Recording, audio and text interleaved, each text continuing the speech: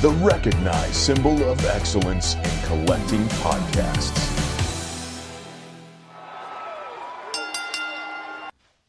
What's up, guys? Welcome to Mighty Champions Action Figure Radio. This is the show where we talk about toys, collectibles, and all that sort of thing. My name is John Sargent. And my name is Christian McGann. May the 4th be with you, Christian. Thank you, John. May the Schwartz be with you. Amazing. You guys can follow along in the show at Mighty Champions on Instagram. That is where you're going to find all the visuals, and that's where you can contact us, ask some questions like we've got today. Got a couple bangers. You can also subscribe to the show wherever you're hearing the sound of our voice, and it would mean the world to us if you left us a review as well. We got a couple new ones. Listenership is skyrocketing right now. We love it. We very much appreciate you Thanks, guys. Grandma. We very much appreciate you guys. So hit that review button so that more people can find it. Tell a friend. Use the share link, whatever. Like, let's grow this bad boy. All right, we have got a loaded one today. We are going to talk about the toy lines that we respect but don't collect.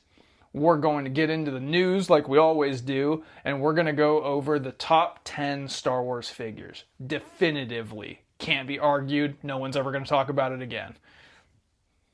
Sounds good.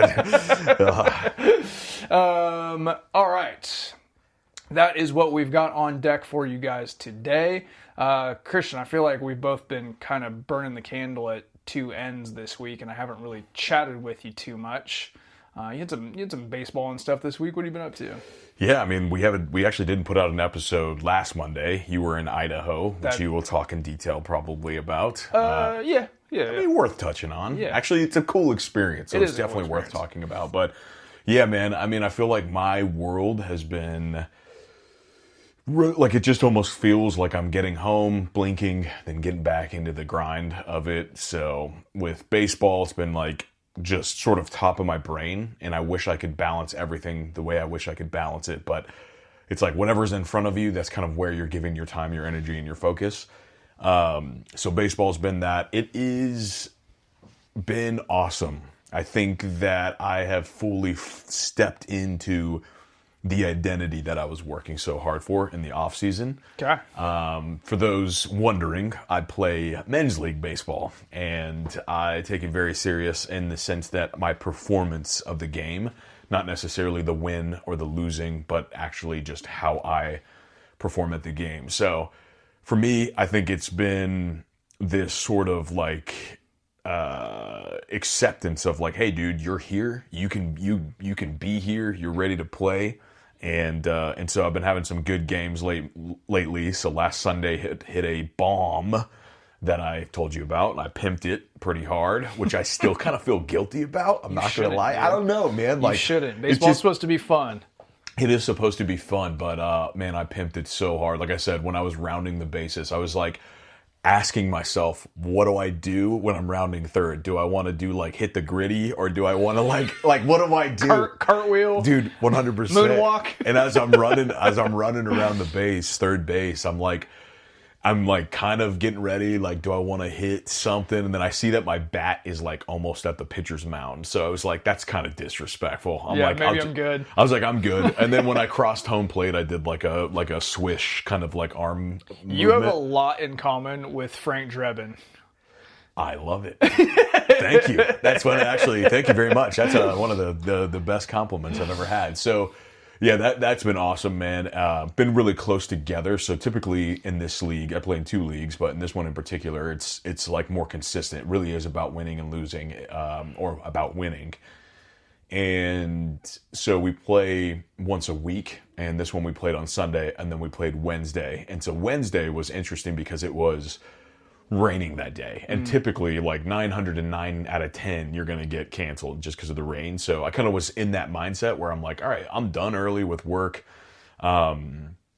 so I'm just gonna assume that it's canceled, most likely, probably canceled. And then it was like, never got the text, so I'm like, okay, I'm just gonna get ready and go.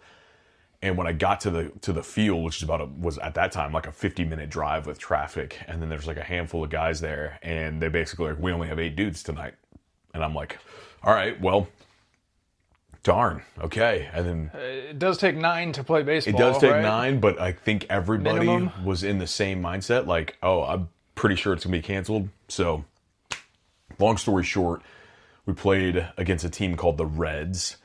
And as eight guys, we went out there and it was just kind of like everybody was kind of had this nervousness or just like, oh God. And I'm like, hey, the odds are stacked against us. And I'm like, and just, I love every bit of it. And I'm like, the elements are stacked against us. It's wet and kind of grimy and the wind is like blowing 30 miles an hour in from left, right?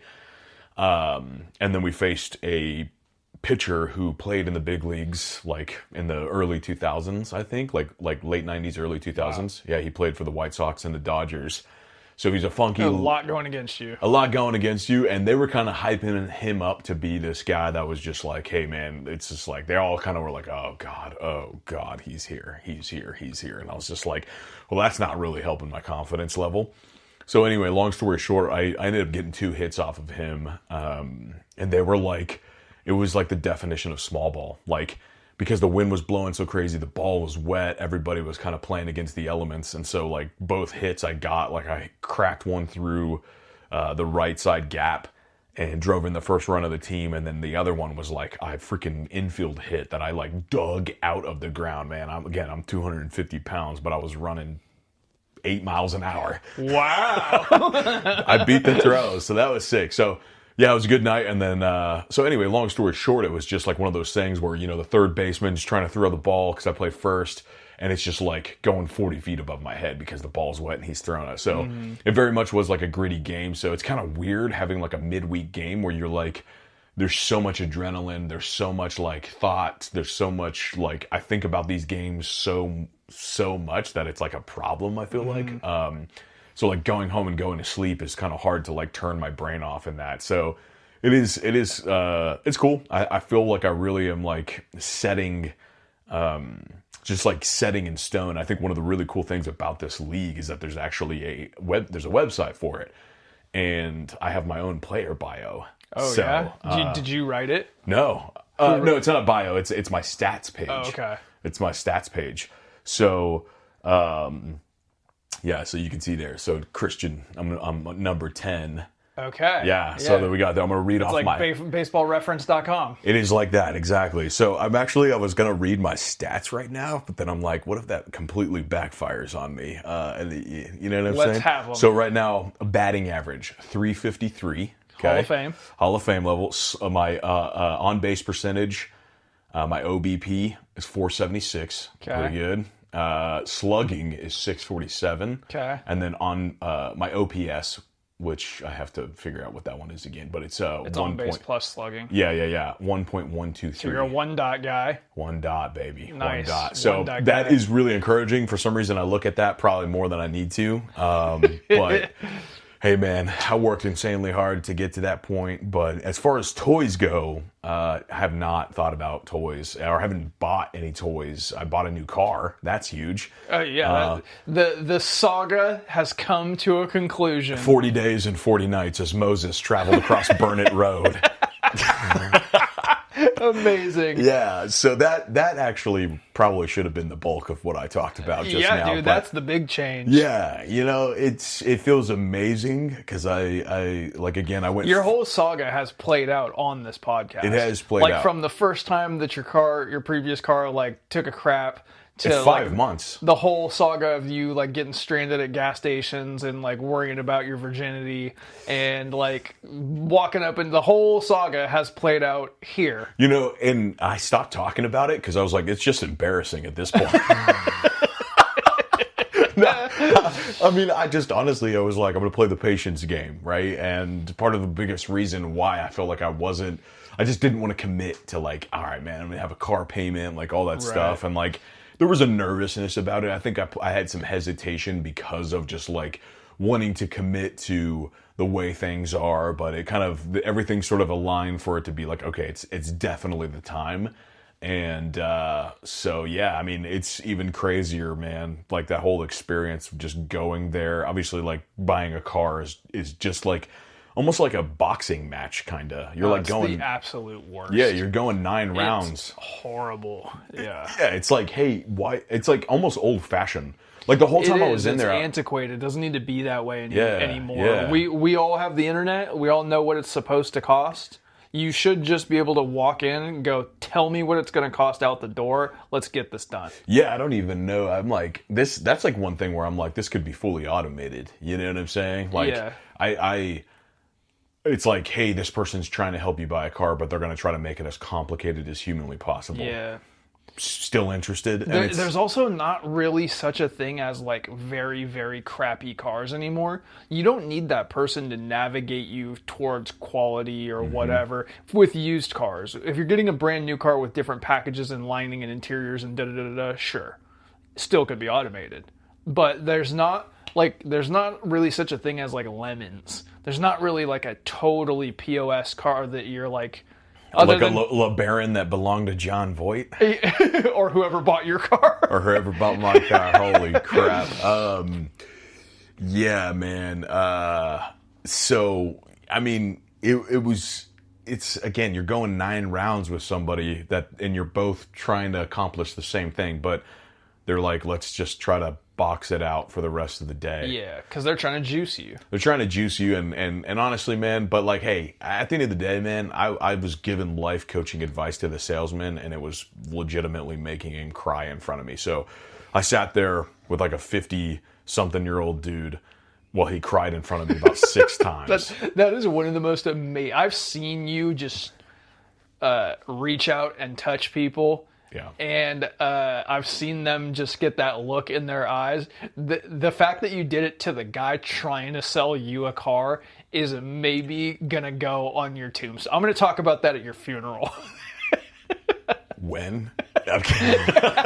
No, but you're right. I mean, I literally thought to myself, I was like, I can't believe this is happening. But okay, man. It literally, he just like had to take his glasses off to wipe off his literal tears, like from crying, because I'm like, hey, man, it's okay that, like I work as a trainer and he's telling me about his gym experience and he's just feeling so down in the dumps, and he's basically like life is passing him by, and he's married, but these girls at the gym that want him to come work out, and can you believe it, man? And, they dress up like they dress super sexy, man, and like like, can you believe it? I don't even want to go. And that time and then his wife calls him, and he's just like, yeah, of course, baby. And I'm just like, so let me get this straight. You got all these different women that are talking to you. Like, it sounds like you got a whole lot of other problems here, man. But anyway, yeah, a lot of good stuff. So, but you traveled to Idaho. Man, yeah, so the reason that I missed last week was because I was headed to Idaho, the Boise area, to help my best friend open his new gym, and to execute his first big event on his second day ever in business, Iron Wars, which is hosted by CT Fletcher. Mm-hmm. If you guys know the fitness space, the gym space, CT Fletcher is about like royalty in the like fitness influencer kind of thing. He's like an OG. In the 90s, he was like a world champion bench press and strict curl guy. And then he parlayed that into a like 2010s YouTube sensation. Yeah. He's also had like 4 heart attacks or something like that, and has come back every time. He's had a full heart transplant. Okay. Like at this point, he's got somebody else's heart in his chest. Crazy. And so he's just a really inspirational person in general. And so he's always been somebody that I've gone to for like motivation, right? Like go watch his videos so I could get through a workout that I didn't want to do, or just because I'm amped because I do want to do it. Or he just has that ability to make you want to run through a brick wall. So he was there. It was his event that my friends were hosting. So yeah, that's what I was doing in Idaho. And this weekend was hard work, man. I didn't work nearly as hard as they did. It's their gym, but I'm still running around doing stuff. To give context, your buddy works. Does he still work for AEW? Yeah, he's security at AEW. Yeah. I think his schedule is like basically pay-per-views and like a weekly here and there. And I didn't get a chance to ask him what he's going to do going forward, but his gym is incredible. It's called Nine Realms Athletics. It's in Caldwell, Idaho. I know that we've got listeners there. If you guys are fitness people, go check that out. It's honestly like a palace for people who like lifting weights. Like you cannot find a better place to do that activity. So that was last weekend. I got home late on Sunday. I had enough time to basically eat, do my laundry. Toy related, you did have a conversation with a guy whose action figure you have, correct? Thank you for reminding me. Yes. Well, no, I don't have his. But Okay. so here's kind of how that went. Bobby Fish is who you're talking about, who's part of the Undisputed Era. And The kid that was the chess player, the one who searched for Bobby Fischer? Different Bobby Fish. Gotcha. This is infamous Bobby Fish. Gotcha. He was in Ring of Honor and AEW and NXT. You know, he's a moderately big deal, and he happened to be at this event working with one of the vendors there. And I had a conversation with him for a while, and he gave me, I said, you know, I know he's retired from wrestling, but I said, are you still striking? And he like lit up. He like wanted to talk striking with me. And then I was telling him what I do in martial arts, and then he started talking about how, oh yeah, everything's kind of mixed now. And he goes like for instance at Bang Muay Thai, and he squared off with me.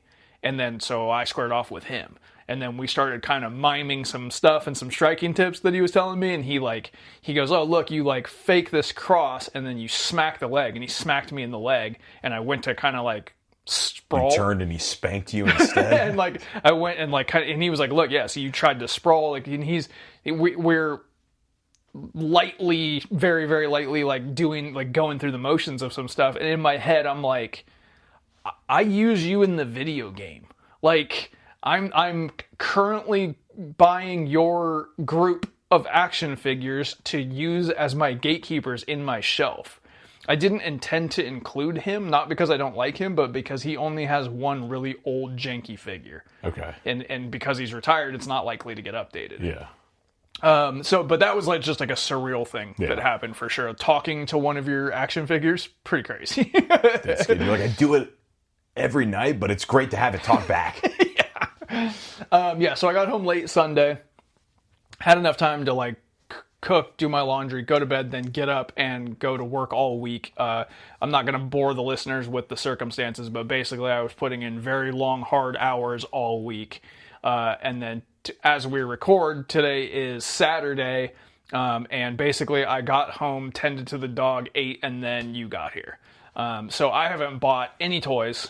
I haven't even thought about toys. That's what's weird about it. It's like just until today that I start thinking about toys. And honestly, there are times where I'm like, oh my God, we've got to record the podcast and I'm exhausted. Today, it's more of like, finally, time to think about something fun. Yeah, exactly. Like, not that weekend wasn't fun, but this week of work has been work. You know what I'm saying? So to disengage from work and think about toys and talk about toys, I'm looking forward to this conversation. We were talking about Scary Movie off air.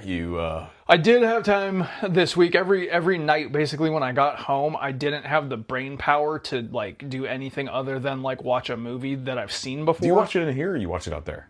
Depends on the flow of the day. Usually out there, because there's a 70-inch screen out there, and there's a whatever this like small video game screen is in here. Like this room is more comfortable to me, but that screen is huge. So. Okay. And plus, the dog would rather be out there. Gotcha. So yeah, I was like, okay, I'm gonna start going through some of the like. Keep going through the like screwball comedy. So maybe we should talk about that. We've been kind of going through and watching like all of the funniest movies of all time, essentially, which is like the Naked Gun. The Zaz comedies is kind of what they call them. Okay. The Zucker, Abram Zucker comedies, and the ones that are like that. Yeah. Right? Spoofs. Yeah. Yeah, spoofs is probably what people most commonly refer to them, but not all of them are spoofs, but you guys get the idea of what we're talking about here. Yeah. So yeah, I went through the Naked Guns. Like, I finished all the Naked Guns. My godfathers. My godfather. And I would say number 1 is Hall of Fame. 2 and 3 are just good, which is still a compliment. Yeah. Yeah. I watched Loaded Weapon 1. Okay. And it's just good. Yeah. Like, I really enjoyed it, but it's just good. Mm-hmm. And then most recently, I watched the first Scary Movie. And I've been telling people, because I don't want to miss the important plot points when the new one comes out. Sure. You got to get caught up, right? Yeah. And I was crying through that entire, there's stuff in there that I know that I shouldn't be laughing at in 2026, like what's that? Oh, that's beautiful. But if I just walked into a room and did that, you'd piss yourself. I can we start doing that, please? In fact, you know what's funny? I had that in my head earlier. I was like walking with my girlfriend and like something sounded like it, and I was like, "What?" That's crazy, man. The prophecy has been foretold. Some of these movies, I've come back and told you, like, yeah, it's good, but it's kind of dated. Scary Movie's incredibly dated, Yeah. and still killed me. I mean, I told you about how I watched Scary Movie, and I think I was probably like 11 or 12, and how I like had this just guilt because of how bad that movie Yeah, is. it feels like a transgression because it's that like raunchy. I think I like had to go be like, Dad, I did something wrong. Yeah. Because it was just like, God, I ain't never seen nothing like that. Yeah, I would say that out of all the ones that I've watched recently, Naked Gun is at the top. The Yeah. first Naked Gun. Scary Movie is right there. Like, Scary Movie is right there. It's better than all the sequels of all the other ones. Like, oh, dude, it's so good. I'm probably going to watch the second one tonight. Man, I'm telling you, dude, like, maybe I should do the same, because, yeah, the only one I haven't seen, like I said, was 4. I think 4 I actually got to rent, probably, but... I think they're all on Tubi. I've tried to find... I saw 2 and 3 Okay. that are on Tubi. Okay. But, like, I think you said you hadn't seen 3 yet. I think I've only seen 1 and 2. Dude, 3 is, in my opinion, I think 3 is the funniest. Okay. Which is like, that should tell you. I mean, that should tell you. But, growing up and watching those movies and realizing that, like my destiny is intertwined with that type of comedy. So it's like, I don't respond well to like other, like I remember when everybody was, even with like movies like Anchorman or stuff like that, where like tiptoes the line between spoof and like raunchy comedy. But when people were like, oh my God, dude, Pineapple Express is so funny. I'm like, Hot Shots Part 2. Like, it's really weird to me. So like I could go through an entire movie. There was some movie that is like that kind of vein, that kind of in the same vein of those comedies, or like that type of comedy, where I'm like, I laughed one time. Yeah. You know what I'm saying? I watched Talladega Nights on the flight back, and I was crying watching that also. So like I like it all. I think it can exist. It's like watching like The Simpsons or like dude, comedy's comedy. There's yeah. different types of comedy, and just because I like this one doesn't mean I don't like that one. But this project of going through all of these like spoof stuff, I've never had more fun on a movie excursion. You know what I mean? Like, because like even like the MCU, which is my favorite thing in the history of ever, I've seen them so many times, and like, on rewatch, you just know what's coming up. But a lot of these spoof movies, it's been so long. Watching Scary Movie was essentially a new experience for me, and it was that thing that happens with music and movies where you go a really, really long time, but revisiting something when you used to do it on repeat, and it's both new and familiar. I'm like, oh yeah, and like I was like, right before it happens, you remember what's going to happen, and you start laughing before it even happens. Oh, yeah. Man, I really, because this is a clean show, I really can't talk about any of it. Yeah. I wouldn't even know how to substitute. Mighty Champions After Dark. Yeah, on Patreon. Yeah, exactly. All right, should we get into the toys that we respect but don't collect? Let's do it. So have a Merry Christmas, Happy Hanukkah, Kwezi Kwanzaa, a tip-top tet, and a solemn, dignified Ramadan. Now a word from my God, our sponsor. I see you. Give me a hug. That's the doll that attacked me. This Christmas, everybody wants Funzo. Funzo? I said that name in class. Funzo's soft and cuddly. With lots of firepower. Yes! Ha ha! Funzo! Funzo! Funzo! If you don't have Funzo, you're nothing. Mom, I know what I want for Christmas. Bart, they lied to us. Instead of giving us an education, they tricked us into designing a toy. Aren't you outraged? No, but if you're gonna throw a spaz, I'll come with. Good. Saddle up the bikes. How did this topic come up? I don't remember why we selected to do this. I think we were looking back because we had noticed that some downloads, like crazy amounts of downloads, were happening on some previous episodes, and we were like, "Huh, that's weird. Why are those episodes gaining so much like attention?" And so we started thinking about, we had done an episode where we did hot takes, right, collecting hot takes. And we were like, all right, probably wouldn't change. Like, our attitudes probably wouldn't change from that. That may have been like a one and done thing. And then I was like, but we have stuff that we like, but we probably wouldn't buy it. You know what I'm saying? So that's kind of where it came from. So yeah, what we're talking here is respect but don't collect, and it's what it sounds like. Toy lines or toys, new, vintage, whatever, that we have an appreciation for, can acknowledge it. It's just not something that we're going to spend money on. Really, it's just an excuse to shout out some of the things that we don't really gush over generally, because the listeners probably do like it. Yeah. You want to kick it off? I'll let you kick it off. I'm really curious to hear what you went with first. So the first thing I'm going to talk about is the one I always talk about. Street Fighter 2 Ultra from Jade. Jada. The current Street Fighter 2 figures, I'm going to say, are the highest quality action figures ever produced across wrestling, Ninja Turtles, RoboCop, Predator, anime. I don't care what you want to talk about at the price point.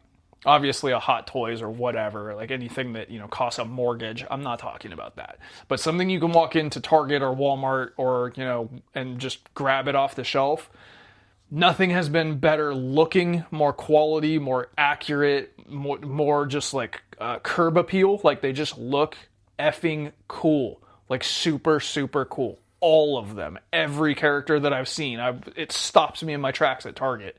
And I go, oh my God, this Balrog looks insane. I just am not a big enough Street Fighter 2 fan to buy them. It has nothing to do with the figure, because I think the figure is as good as a figure could possibly be.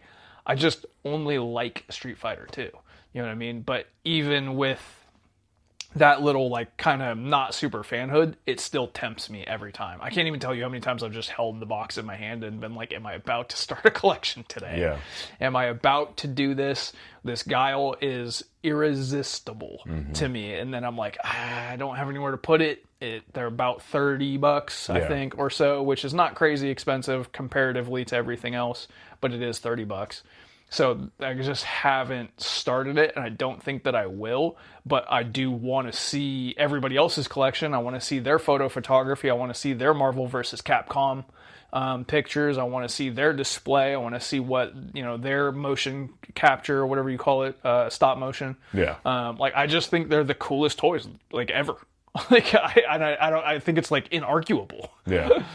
No, I could definitely see that.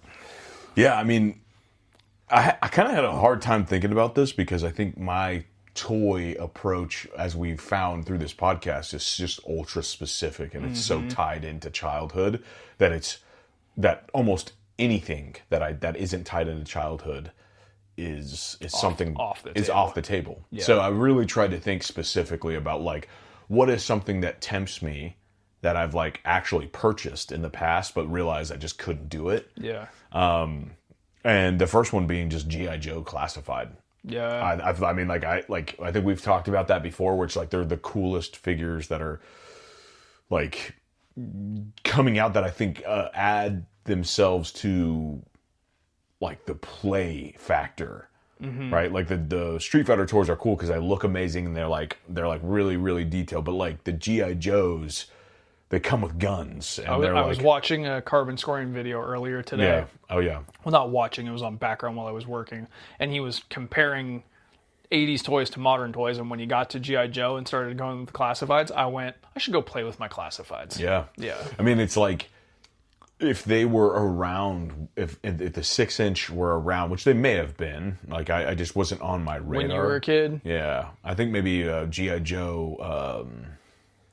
there's a name for it that I think was around in the early 2000s, but I don't think they were 6-inch. So. I think classifieds are the first, like, genuinely 6-inch scale articulated, like, Joes. Okay. I think. I mean, I would have absolutely been obsessed with them. Yeah. You know what I'm saying? Because like they're just really cool looking characters that come with a bunch of guns that are like meant to be played with, and like they're meant to ignite the imagination of the thing that you want to play with. So I would say, like, for me, G.I. Joe is a really big one that I can look at from a distance. And honestly, even just like, you know, part of me is still, you know, I talked about offloading modern Jurassic Park, and I was like, God, dude, those super colossal T-Rex Spinosaurus that I have, like, you know what's in scale with those as a real dinosaur versus like an army man? G.I. Joe. So like, man, like if I could just send it back in like a care package, like to your 10-year-old dude, self. that's the coolest thing ever. A giant dinosaur versus a G.I. Joe character with a bunch of guns. It's the best day of my life. Yeah. So that I think is probably, like, I don't know. Because I bought a Snake Eyes once, and I think I bought one of like the Tiger Force dudes, and it was like really cool to pull out and just like play with the guns and stuff like that. But they just didn't hold the meaning. Yeah. You know, G.I. Joe was before me, so it's like my attachment to it wasn't from the younger days. This is what I've said on a couple different episodes. If there was a G.I. Joe classified show, Yeah. then you'd be all about it. Yeah. You'd have investment. And the fact that there's not one is baffling to me. Right, exactly. Yeah. All right, what else you got? The next one that I've got is the NECA Ultimates horror figures. Okay. That are That one makes sense. I've been wondering why you don't do that. I'm a huge horror movie guy. And as we're going to talk about later on, just because you like a movie doesn't necessarily translate to figures. Okay. We could maybe bring in a psychologist or do an episode where we talk about why sometimes that's not the case. Why do you love a thing and that thing has figures and you don't love the figures? I don't know.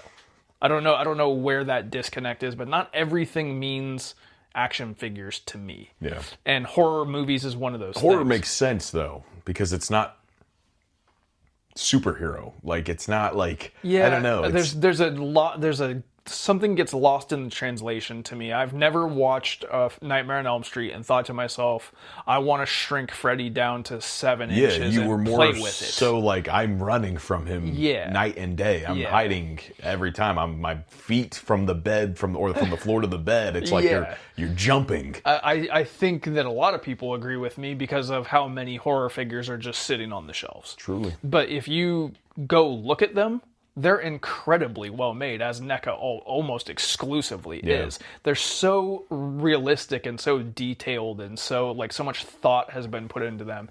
And other than the flap, the packaging is really cool. NECA just does a phenomenal job with things. Yeah. And they do a great job with basically every single horror release. We might not buy them, but we're never laughing at them like some other companies, right?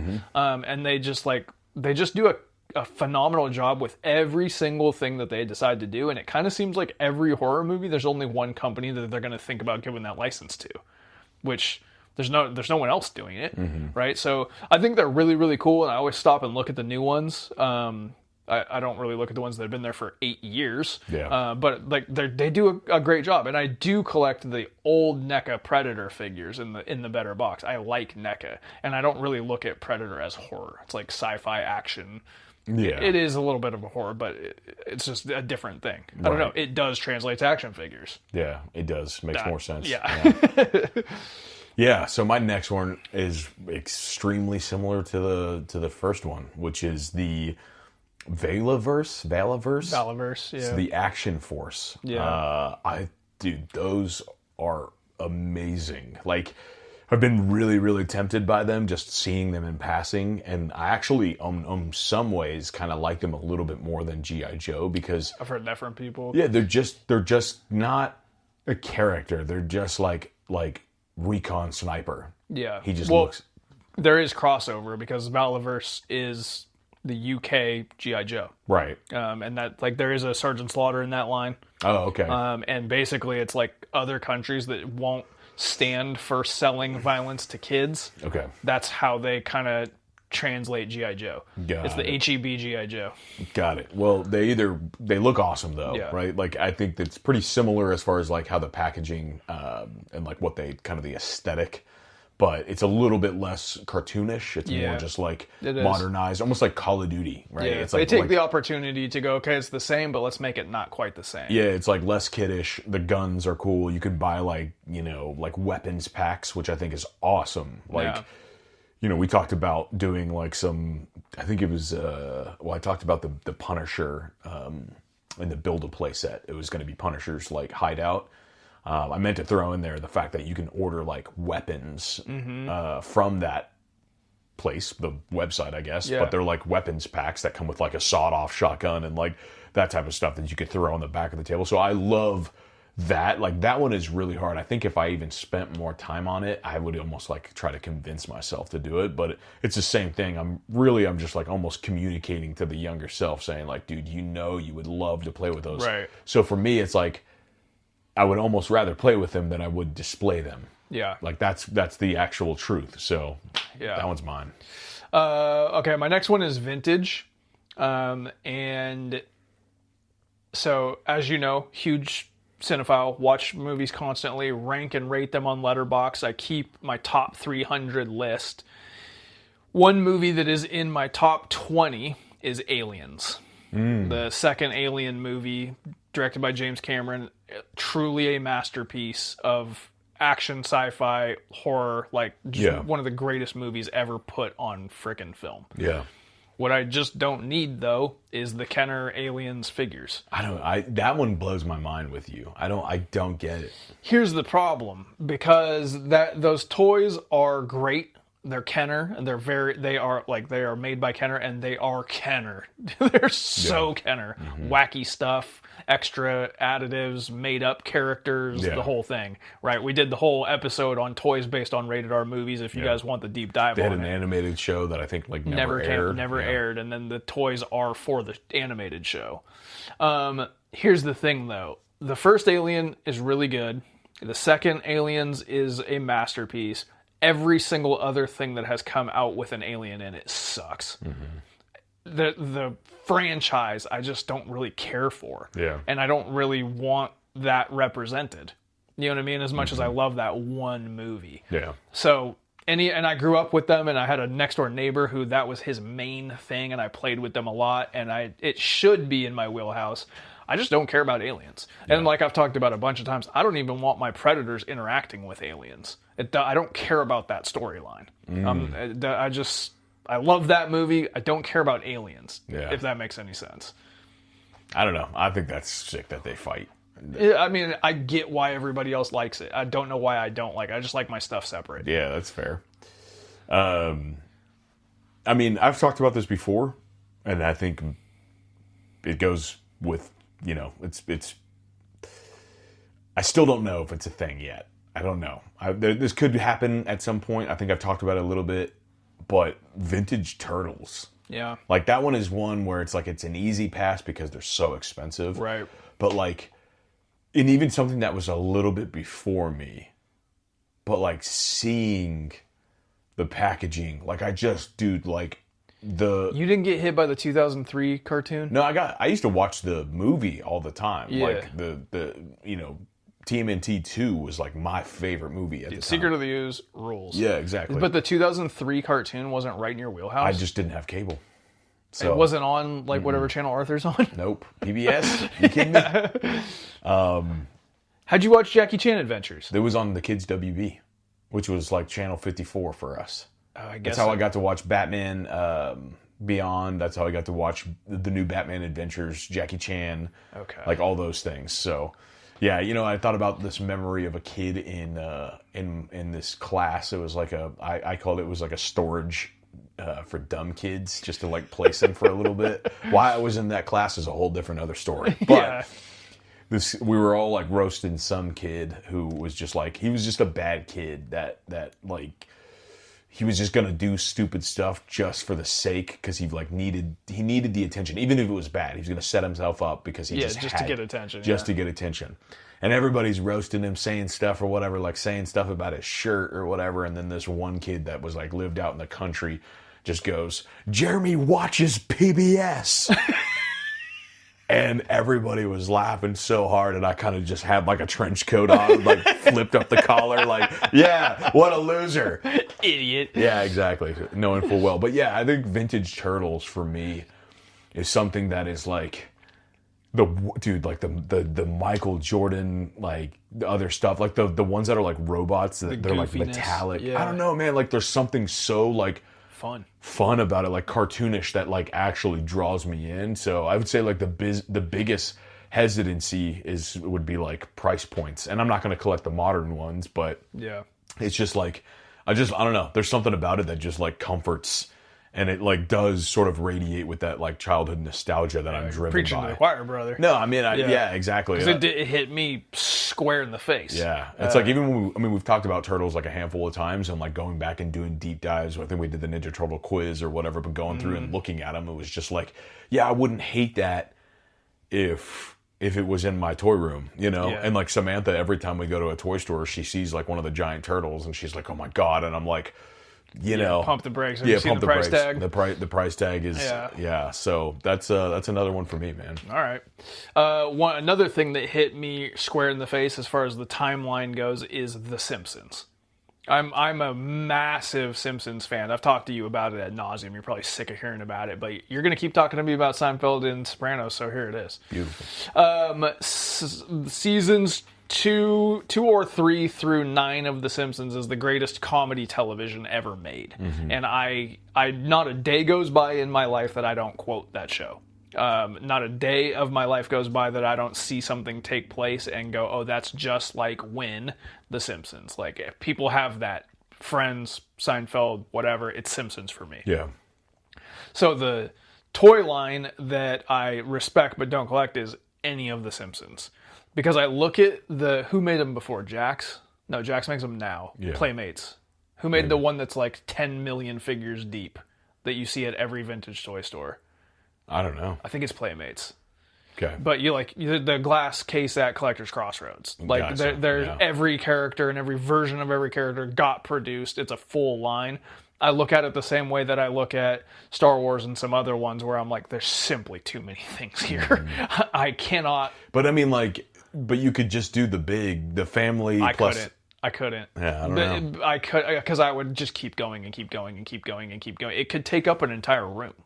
Like, it's like that. But there's certain toys that you would be like characters that you wouldn't be like, I could miss that. You'd be surprised. I'm that big of a fan of it, dude. Okay. Like Bumblebee Man, yes. Duff Man, yes. Well, like, yeah, those I think. You know what I would be mean? good. Sideshow Bob, yes. It goes deep, Yeah, dude. that's true. The music instructor teacher, Bleeding Gums Murphy, it goes deep with me. Just like a guy, Gil. Oh, help old Gil out. Yes, I need that because I love him. You know what I Okay. mean? It goes that deep. So I've never been able to. I pulled the trigger when the brand new one came out like a year or two ago, Yeah. and I bought 2 or 3 of the figures, the smaller version ones, and then I had the epiphany: I have to return these. This is going to go forever, and it's going to be a problem. FOMO. So, yeah, FOMO purchase. So I can't do Simpsons toys. I do want to find some way to really strongly represent it somehow, poster or merchandise in some other fashion, because I am a gigantic fan, but I just don't think it can be action figures. Yeah. You know, honestly, I had a hard time thinking about any other toy line because I just am so set in my ways that it's like an unmovable object, right? Meets an unstoppable force. But I will say that as somebody who still like loves toys and still thinks about toys in the same way that I did when I was younger, it's just, again, there's no attachment. Like, I would say just modern toys in general, for me, is just, it's like, I can respect it. I can understand why you get modern toys. I can understand why, you know, our buddy and fellow, you know, toy soldier and baseball player, Nick, you know, like, I see what he gets and he talks about it, and it's like, I can absolutely see why you would go for those toys, you know? Like, even Marvel Legends, like, it's like the weirdest. I would love to meet others out there like me who There's only one, buddy. okay. Yeah, there can only be one. But the fact that I'm like opposed to collecting modern Marvel Legends, or basically I'll say Hasbro Marvel Legends. Is like I can't. There's nothing. You treat Hasbro Marvel Legends in 2026 like the toys themselves took Toy Biz away from you. You're a jilted lover. John. Don't cry. Yeah, it's true. It's so weird because like sometimes I'll see like there's been a couple times like Dallas Vintage Toys where I'm like I saw this dude buying Toy Biz Marvel Legends and I was about to go up and dap him and then I look in his other hand and he's got a freaking Hasbro in his hand and I'm like, what are you doing? I'm like, you're here with your kid? Traitor. You want him to see that? Sicko freak. And I legitimately didn't talk to him because of that. I was going up there like, and then because I saw like he had a Marvel Legends Toy Biz Hulkbuster in his hand, and I was about to be like, dude, that. And I saw like freaking I don't even know like just Walgreens exclusive like whatever, and I'm like, take it outside, dude, pervert. Oh my god. So, but I like when I see how. You know, again, I won't spend too much time on the Marvel Legends. Like, obviously, it's tempting. Like, I've been a victim of it before. Yeah, you know, because you are a huge Marvel guy. I'm a Marvel guy, and it's like, and again, I love the toys. The packaging looks good. The colors look good. Like, what's not to love about them, right? Yeah. The same thing with like the NECA stuff, right? The NECA stuff looks really good. Dude, even McFarlane right now, like McFarlane is almost earning back respect from So me. my last one is McFarlane Multiverse. There you go. We started the basis of this, not the basis, but like we spent a lot of time in the early days of the podcast just talking about how bad McFarlane is. Yeah. And then like we sent this bat signal into the sky by doing that, and Yeah. McFarlane straightened it out. Yeah. And most of the time now, we're going to get to the news here in a minute. Most of the time when they put out releases, it's like, that's good. Yeah. That's real good. Yep. And if you had started off life like that, or if you had enough road in front of you continuing on, I'd be in. Man, and you know what's interesting is that like I see so much. Obviously, we both follow Toy Shiz, and seeing like him resharing, it's almost like exclusively like McFarlane people just buying McFarlane's like crazy. I watched the Toy Federation video today, and he pulls out a DC Universe Classics Red Lantern figure. And they're like talking about it, and he's like, "Oh, this is cool," and he's like, "But you know, probably won't ever sell it." And one of the dudes is like, "Yeah, probably not, man." He's like, "It's a cool figure, but you know, everybody's about McFarlane." And I was like, "Yo, what? What happened? And who has more information or more insight than a toy?" When I first started Mighty Champions as a reselling property, Yeah. whatever you want to call it, I would go on to Craigslist and OfferUp and eBay and all of these places in order to buy things to then resell. And I was seeing rooms filled with McFarlane for sale. People that were just dumping their McFarlane collections because McFarlane was so unpopular at that moment. Mm-hmm. So to hear that is kind of like ground shaking to me. Dude, it's ground shaking. If you go back and look at like toys or figures that came out maybe 2-3 years ago that are McFarlane's Yeah. on eBay, they're going for like a good amount of money. And again, like, And I do believe I said when we were talking about the upcoming Mattel DC, it's not going to take very long before people look back at McFarlane DC Multiverse the way that you look at Mattel Multiverse. Like, people are going to go, screw the new Mattel, I'm a McFarlane guy, and you're never changing my mind. I think what we're gonna see, because our initial belief was people are gonna just dump their McFarlanes because they were bad They were when we bad. said that. Yeah, Yeah. they were bad. I think right now, we're going to see probably some of that, but I think we're going to see people collecting both lines. Yeah, maybe. I think you're gonna have like The your McFarlane scale shelf. is going to be totally different, Yeah, though, and so that's going to create a civil war, I think. Maybe, but I mean, you know, people who just collect everything, Yeah. right? Like Yeah. everything, and Yeah. so I feel like maybe like it's like we can't really be too binary when we think about it. It's like it's just way more complex. Like I part of like what I love doing at toy stores or like in person when we're buying stuff is just like observing the purchases of others. And it's really weird because you're like, oh my God, like for some reason that person, like that's their thing that they're getting so fired up. And it's like, I could not be even more uninterested in that. Yeah. But that's their thing though. So, you know, it's like we see it through our lens. So our lens is going to be like, well, why would you do that if, you know, whatever. But people are going to be like, oh, I love my McFarlane shelf. I'm bummed, you know, or I'm going to go back and try to finish my Batman McFarlane shelf. And then like, but I'm also going to collect Mattel because I just love it. You know, Yeah. like there's a very real possibility that there's going to be more of that than anything. Yeah, maybe it'll be really interesting to see. We're not that far away from it. Yep. All right, those are our figures that we respect but do not collect. Hit us up at Mighty Champions and let us know what yours are. I am genuinely interested. Why don't we answer a couple questions here real quick? You guys can send us your questions also at Mighty Champions. We would love to hear them. We would love to answer them for you. We've got one right here from our boy, Boxy Brown 239. Amazing question. Did you guys ever mail in proof of purchase for free promo items? If not, anything you wish you had? So, for me, I don't think that I was a dumb kid. I just didn't organize things. I didn't have like processes. No one ever made me like clean my room. None of this. So I wouldn't have been paying attention or knowing that I knew it was a thing. Like because it was a thing for cereal. It was a thing for frickin' Capri Suns. Everything you bought had this system. But I think because I had never like won anything, it felt like a gamble to me. Yeah. And so I never attempted it. What do they call it? Like a sweepstakes? Or Yeah, something like that? So a couple a couple of reasons why I didn't do it.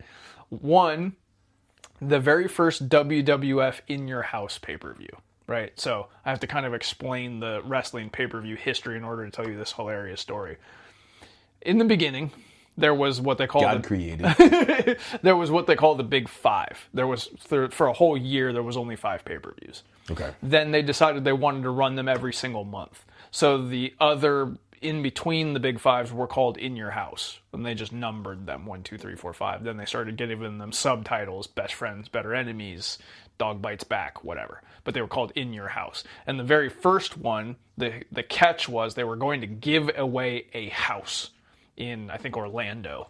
They're going to use, you write your letter, send it to P.O. Box 975, Stanford, Connecticut, attention Vince McMahon or whatever, and then they're going to draw it at the pay-per-view and give away a house.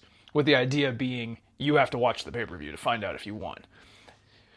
If you watch, well, you wouldn't notice it, but I watched In Your House 1.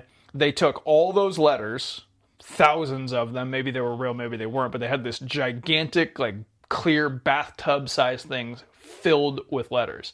And when Todd Pettengill reaches his hand in to grab the one off the top, my yellow envelope is right next to his hand. Oh my God. Don't know what I would have done had I won a house in Orlando, Florida, living on the opposite coast, and I'm 10. But oh my God. That makes for a great script for a movie. that turned me away from the idea of sweepstakes and contests, and I looked at proof of purchases as a similar thing. Or like, I also, this podcast has made me realize, I didn't at the time in real life, but this podcast has made me realize I was only getting to see half of what was existing in the world toy-wise. Half of each line that I collected, half of the Ninja Turtles that were being released, half of the WWF Hasbros, half of anything. I didn't know that the Chuck Norris line existed. I didn't know that the Mortal Kombat line existed. I wouldn't have had a chance anyway. Yeah. I wouldn't have had enough proof of purchases. You know what I mean? Man, and I don't have one because I don't know if that was happening. I know it was happening for like Tang or Capri Sun, that type of stuff. Yeah. Or at least for toys. I don't. Tang. Yeah. I mean, like, I don't remember if that was happening, but I told the story before, but it's worth telling again about when Spider-Man came out, the first Spider-Man, Tobey Maguire. We had gotten Spider-Man cereal, like blue box with him on it. It was good, dude. Anytime I see, no matter what, the movie poster or like the toys or whatever, I taste it. I taste it. I can taste WWF Superstars. It's crazy. Yeah. So, but there was like this thing that my sister just decided to do where she was like reading the box of it one day and it was like you get the demo for the video game. Yeah. And so she did the mail away, and then randomly we just get this gift from above of just like this CD. And I'm like, I didn't really get the process, but I was just like, okay, I won't question it. So I like got it onto our freaking computer, and it took like 24 hours to download or something like that. But I made sure I woke up earlier before everybody to go and play it first. And it was one that you played, and it was incredible. I freaking I wish I could go back and experience that again, or at least just see it again. I wish I could figure out what game it was. I should actually go look that up after this. But I didn't realize it was a demo, because then there's like one point where you get to this one point in the game and it just where you're just running in place. And that's it. You're just running in place, and I was just like, guys, is that it? Or hello? But yeah, that's my version. As far as the ones that I wish I had, I didn't even know it was a thing until I became an adult collector. Is Mail Away Undertaker, WWF Hasbro, Mail Away Hulk Hogan, WWF Hasbro, and Mail Away Sergeant Slaughter, G.I. Joe.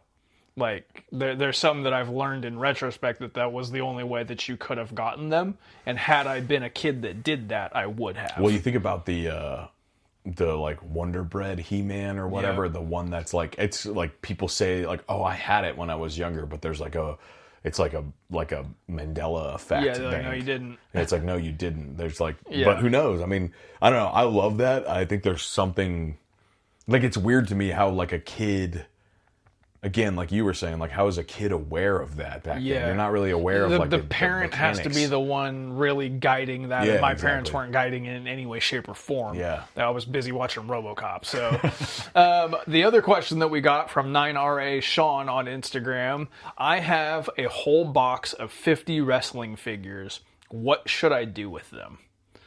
So this is my buddy Sean, who I helped him open his gym, and I've seen the pictures of this box of figures. We didn't have a chance to talk about this when I was with him, but his mother-in-law gifted this to him for Christmas. And she's just the type of person that would spend 49 seconds on eBay. She's thoughtful enough to go, he likes wrestling, but not thoughtful enough to look at what she's buying. So she bought a box of just random figures, all different companies, shapes, sizes. There's no rhyme or reason to it. He doesn't collect. He has a couple from when he was like younger, but he doesn't collect. He's a grown up, unlike me. Yeah. Like, he's got a kid, and like, so he's like, what the hell am I gonna do with this? And he took them and separated them and like sent me pictures of them and was asking me what I want. And I think maybe we even had, this is months ago, we might have even had a discussion about what I was gonna take when I was out there, and just it was on neither of our minds. So I think what he's asking here is how to dump them, right? The easy answer, Sean, is you should have just given them to me when we were out there. Like, Mail them to Austin, Texas. straight up. But what you can do, honestly, and this goes for anybody that's looking to sell stuff, we did do a whole episode on how to buy and sell and like best practices on reselling. But just to kind of reiterate it here, use Google Lens. Take each figure, use Google Lens, identify what it is, then price it out individually, then sell them as a lot. Like, average out the price, subtract 10, 15%. See what they sold for. What they sold for, not what they're being sold for. Yeah. And then average that out and sell them as a lot. Just the way that you got them, that's how you're going to sell them. But in order to get the correct price, just Google Lens each one, figure out what they've been selling for, and then there you go. Yeah. So that's going to be the easiest way to make money off of them. Or send them to Austin, Texas. Send them to Austin, Texas, and freaking we'll flip them on whatnot. Yeah, and I'll take care of it. But awesome questions. Thank you guys for sending them. Anybody else wants to send a question, send them to @MightyChampions on Instagram. All right, let's get into the news. New at 11, buyer beware. A local family is outraged over a Teenage Mutant Ninja Turtles toy that they bought for their son. It says a variety of phrases, but the family believes one of them includes a swear word that starts with a B.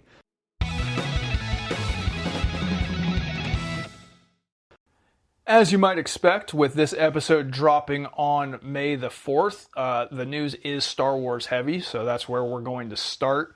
I think there was a big Hasbro Pulse whatever fan stream a couple of days ago, so they showed off a bunch of stuff here. There is a Black Series ARF Trooper and AT-RT that come together. This is like one of the first Black Series things I've seen in a minute where I was looking at it going, that looks like a toy instead of like a articulated statue. Yeah. It looks like something that you play with. Like it's from the Clone Wars and it looks like it's from the Clone Wars. Yeah. Very cool. There is also a Republic Commando that they revealed. Some of these things have release dates and pre-order dates, others don't. This Republic Commando does not. Again, looks like an actual toy. Yeah. Like I think maybe Black Series is making some little tweaks to make things a little more toyetic and less like replications. Right. So yeah, this looks really cool too. There is the reveal of a Black Series Old Republic. Oh boy, Satele Shan. Don't know who Satele Shan is, but she seems to be a Jedi. She's got a dual-sided blue lightsaber, kind of Darth Maul-esque, but blue. Yeah. Looks cool. There's a Black Series Old Republic Trooper. Same idea, looks just like an Old Republic Trooper, but it has like a toyeticness to it. It looks fun to play with. There is a Black Series Vow, which I don't really know much about her except for that on The Mandalorian, she noticeably has a really good butt. And that's distracting to me because she's a blue lady with like tentacles coming out of her head. So not really sure why they made sure to feature that. But it's got you talking about it. Yeah. Also, your search history is a little weird after that one, too. A Black Series Karth Onasi. Man, I'm disconnected from modern Star Wars. I do not know who that is. Yeah, I don't either. At this point, they just have like a word generator that puts two words together, and that's who they are. There is a Clone Commander Thorn, much like the New Republic and the Old Republic troopers. This one looks like fun. It looks like a really cool, just like army builder. Oh, cool! I like it. Yeah, it looks great. There's also a Black Series Clone Commander Doom. I don't know. Clone Commander Doom has kind of Boba Fett color scheme to it. Yeah. Looks really, really cool. I didn't watch a lot of the like Clone Wars and stuff like that, so I'm out of the loop on some of these things, but these look great. They also showed off some mini helmets. There is a Clone Captain Rex mini helmet, and then there's a Darth Vader mini helmet with red lenses. I'm not sure what the actual size and scale is on these, or the price, or anything like that, but they look like a cool like desk piece or display piece. The Darth Vader one actually genuinely interests me. Yeah. Then they showed off a retro collection, like a group of 6 figures. I'm going to be totally honest with you guys. The posting that I'm looking at doesn't have the names of these figures, and I don't know who they are. Yeah. But it's retro collection. It's like paying homage to the original Kenner figures. One of them appears to be Leia. That much I know. But there's like a droid and a pilot and another droid and another like maybe Sand Luke. But I do know that this retro collection doesn't have that fake fading on the packaging anymore, which is interesting. There's a vintage series collection that is coming out that looks really interesting, that does have a new Luke Skywalker. Is that Obi-Wan? Yeah. No, it's not. It's Old Man Anakin. Oh, the original Anakin actor before they changed it. Interesting that they would make a figure of the pre-THX changes. I like that. Yeah. I like that because I prefer the pre-THX changes. So a new vintage collection that pre-orders Monday the 4th. The one I talked about just a second ago, the retro collection, that one pre-orders on June 5th. There is a vintage collection Bodhi Rook. Don't know him. Probably looks great. Probably looks just like him. These are the figures that are in that collection. I see. Bodhi Rook, Luke, Old Man Anakin, Plo Koon, and Phase 1 Clone Commander. That's who's in that collection. Gotcha. There's also the Vintage Collection Battle of Geonosis multi-pack. That one pre-orders on the 4th as well. And then they showed off a Darth Maul lightsaber. That's gonna sell. That one goes up on Amazon for pre-order. It already is up on Amazon for pre-order. So if you need that Darth Maul lightsaber, which I feel like a lot of people that listen to this podcast do. Yeah. And then the last Star Wars thing is also up for pre-order already, but I do know that it doesn't come out until 2027, and that is the life-size animatronic Grogu. Did you see this? Yeah. That like walks and talks and uses the Force and all of these things. I want to say it's like $600. It is something like that. I think it's $600. And it comes out next year. But that's going to be a talking piece, you know what I mean? A centerpiece for like big fans. Like that's incredible. It reminds me of the 80s. Yeah. The price point doesn't, but the engineering and the ingenuity and the fun and like, let's give people a thing that's like this cool. That reminds me of the 80s. Yeah. Okay, moving over to Marvel Legends. There was the reveal of a Spider-Man Noir Marvel Legends. I think it's just a standalone release that's meant to pair with the upcoming show. It looks cool. The packaging is black and white. The figure is black and white. And that one pre-orders on May 28th. It has a box that isn't similar to anything else in Marvel Legends. I actually liked that box. I Yeah. was like, yo, that actually looks like OG toys. Yeah. They also showed off a Spider-Man and a Hulk from the Brand New Day Marvel Legends. The Spider-Man is very, very, very similar to the Marvel Legends from the end of No Way Home. Yeah. The eye lenses are a little bit different and the blue is a little bit different, but it's a repaint, I think, of that same figure. And then the Hulk, although I don't need this Hulk, it tells me that there is a Savage Hulk in Brand New Day, and that makes me happy. Yeah. Like, that makes me really happy. And it's a good-looking figure. It looks good. I don't like the brown pants. That's not toyetic, but... Yeah, I'm not a fan of it, man. It looks like the ones that you buy that like aren't articulated, but this one just happens to have articulation. I think this is one of those examples where in the movie, it probably looks fine, but as a toy, it didn't translate. Yeah. The brown pants, brown and green are not like... It needs to be in opposition. You know what I mean? Not at like same similar kind of like colors. Okay, moving over to wrestling. Ringside Collectibles has some exclusives that they announced this week. So they are getting Best ofs Series 1 Retros with Kane, John Cena, and Diesel. They are getting Greatest Hits Elites with Roman Reigns, John Cena, and Gunther. They are getting Best of Ultimates 9 with Eddie Guerrero, Bret Hart, Gunther, and Rey Mysterio. And they are getting a Coliseum collection, which is moving away from LJN figures being reproduced as Ultimates, and they're doing Kane and Yokozuna. I don't even buy the Coliseum collection, and I still don't know how I feel about that. Like, the whole point of Coliseum collection, the reason that it's called Coliseum collection is because it's homage to the Coliseum home video era, which is when the LJNs were. So just throwing in two random people into it just doesn't make any sense together. They didn't feud against one another. This is wacky. Like, that's just wacky to me. Yeah. Okay, let's talk about Uncle Todd, like we are prone to do every single week. McFarlane Toys on May 8th is starting a vault. What does that mean? I don't know. Nobody knows. But if it's anything like NECA's vault, it should be pretty interesting.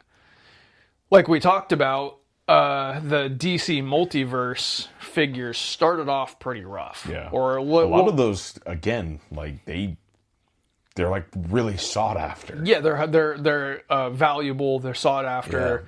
But they are hit and miss. Yeah. But DC Multiverse is not the only thing McFarlane has made. McFarlane's been making toys for 20 years, Right. 30 years. So Hey, everybody, Todd McFarlane here. the vault could mean OG Spawn figures. It True. could mean movie maniacs. Yeah. It could mean a lot of things. So I'm definitely going to be keeping my eyes on this. I think it could mean Rocky and Metal Gear Solid. Like McFarlane has made some really interesting stuff way prior to DC Multiverse. Yeah, So yeah. it could mean some very interesting stuff. As far as right now, they did show off some Ninja Turtles, a McFarlane Page Punchers Donatello, which is based on Turtles in Time. That one went up for pre-order on April 29th. A Leonardo from Turtles in Time, that one also went up for pre-order on April 29th. And then they showed off some Mortal Kombat classics as well. There was an Ermac available for pre-order now. And there was a Johnny Cage, which is available for pre-order now. They also, in the DC Multiverse realm, there is a Solomon Grundy versus Green Lantern 2-pack that goes up for pre-order on May 5th. Are you excited about that one? That one looks sick. It does look sick. That's one of those ones where I'm like, dang, man, McFarlane had a glow up. Yeah. And I had already gotten off board. Yep. Because you're a big Jay Garrick fan, right? Or what's the... No, it's Alan Scott. Alan Scott, yeah. And then Solomon Grundy. It's a cool looking figure. That's the coolest Solomon Grundy they've put out. Yeah. Or only, maybe. No. Unless they did like a... There was a 2-pack with somebody else. But it was more of a cartoony one, I guess you would say.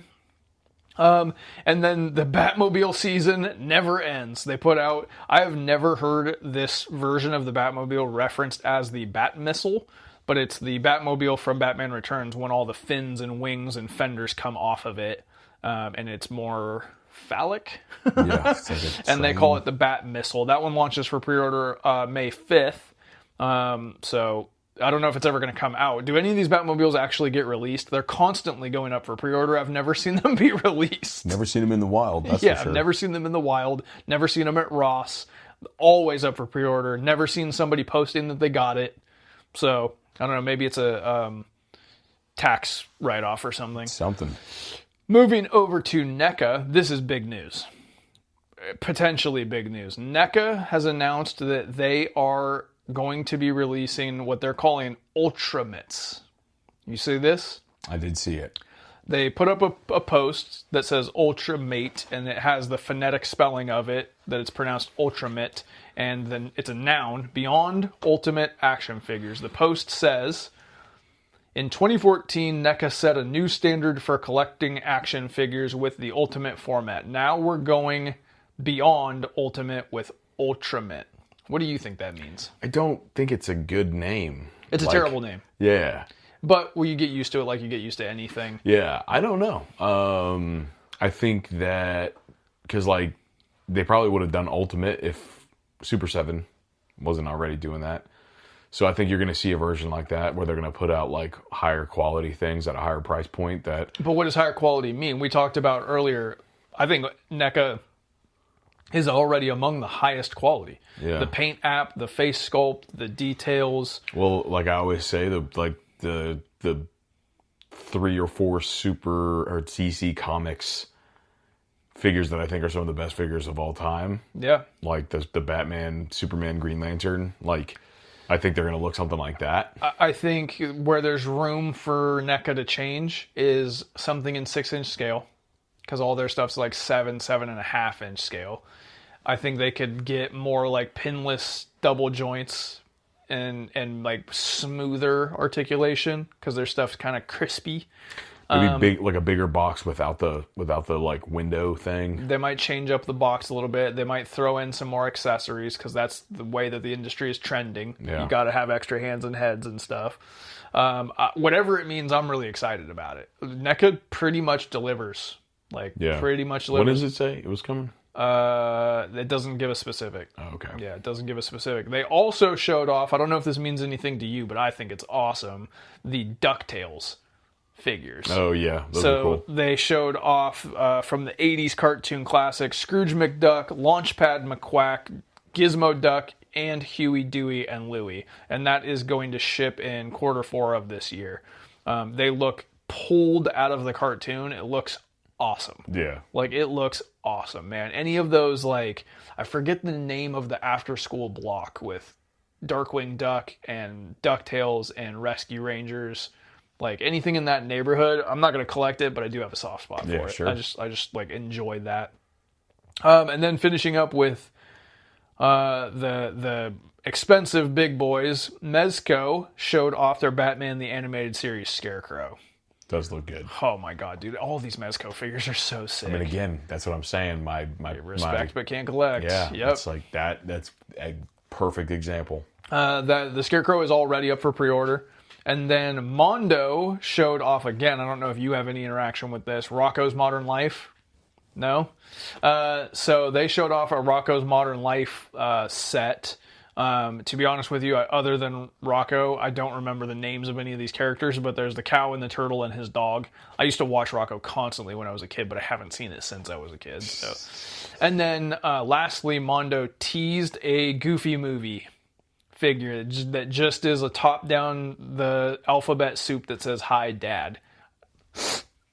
So many cutting onions in here. Dude, those movies are just designed to make you cry. Did you have any news that you wanted to go over? Nah, I think you hit all the beats. All right, let's define the top 10 Star Wars figures that will never be argued ever.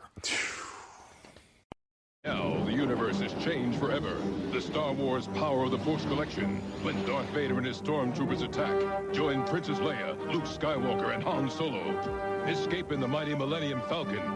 Experience the real movie sounds of lightspeed. When Darth Vader's TIE fighters are on your tail, hear the force of the Falcon's turbo laser. Can you blast Vader's TIE fighters to pieces? Never underestimate the power of the Force. The Star Wars Power of the Force collection, each sold separately from Kenner. Okay, like we do on this show from time to time, we do a top 10, and when we do a top 10, we basically list out our top 10 characters or vehicles or whatever it is that we're talking about. Then we each will decide what is the best version or figure for that thing. So it's really more of a personal top 10, and then the toy that we would get that matches that. If that makes any sense. I don't know if that was English. But like, for instance, when we did our villains, I listed out my top 10 villains. Then I was like, what's the best version of that figure? Catfish? Yeah. Okay. I'm going to kick things off here with my number 10, which is Yoda. Let me first start by just kind of talking about where my Star Wars fanhood is at present and where it came from. I did not grow up a Star Wars fan. I grew up a Star Wars hater. Hater, you are. I was like, don't do the voice. Don't do it. I did it. Yeah. I have a memory from when I was 4. I know that I was 4 because my parents divorced when I was 4, and then I lived with my dad by the time I was 5. So it had to have been before that because we were at our house that we lived at together, and it was 4th of July. And we were doing the fireworks out in the driveway, and I remember my older cousin was taking the sparkler and he was drawing a tractor in the air. And I remember thinking to myself, he said he's drawing a tractor. I don't see it, but I'm still impressed. He must be drawing a tractor. But the TV had Star Wars on it while this whole event was going on, and that was my first interaction with it. But I was more, the fireworks were far more interesting.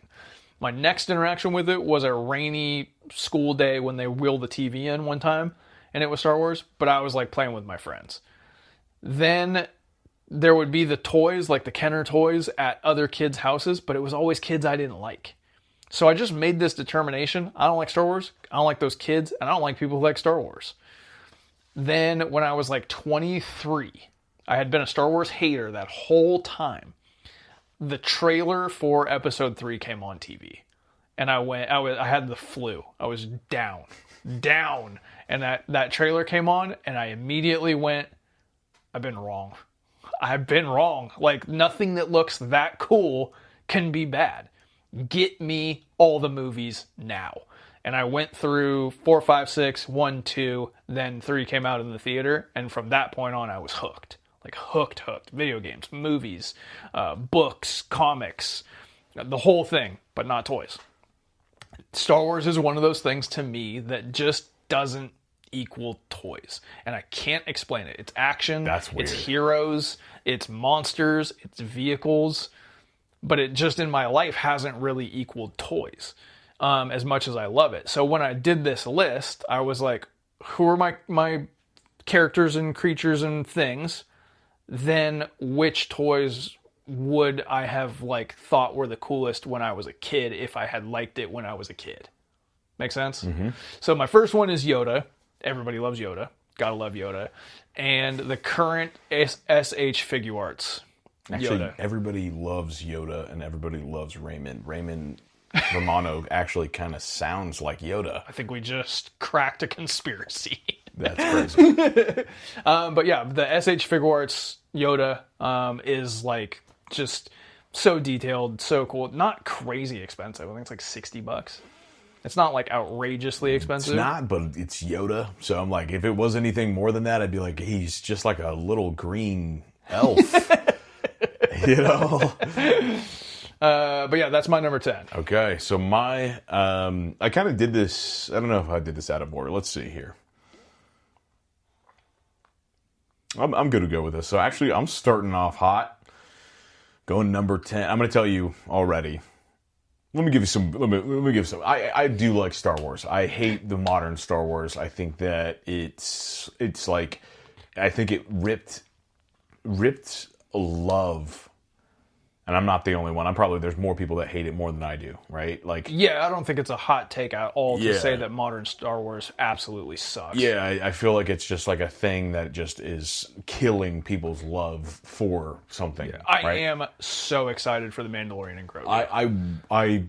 I just hate Pedro Pascal, dude. I'm gonna say it. I just don't like that guy. I think he just thinks he's just like him, and he's not. So I think that does look cool, and I'm definitely down to go watch that in theater because it's gonna be like a space adventure movie. Yeah. But man, I don't like that guy. So anyway, but so as I've said, the prequels are my Star Wars. Mm-hmm. I watched A New Hope in theaters, like when they re-release? re-released in the 90s. We went with some like really old lady, and to this day I don't really know who that was. I don't know why we were there. But I remember when they're in the bar and that dude gets his arm cut off. My friend doesn't like you very much. Yeah, I don't and like I you was either. like shook by that scene. So I was like, this movie's weird, man. So I did like Star Wars from that point. Like I was like, okay, you got a lightsaber, blah blah blah. I did like it, but the prequels were where I was like, it's everything that I ever would want.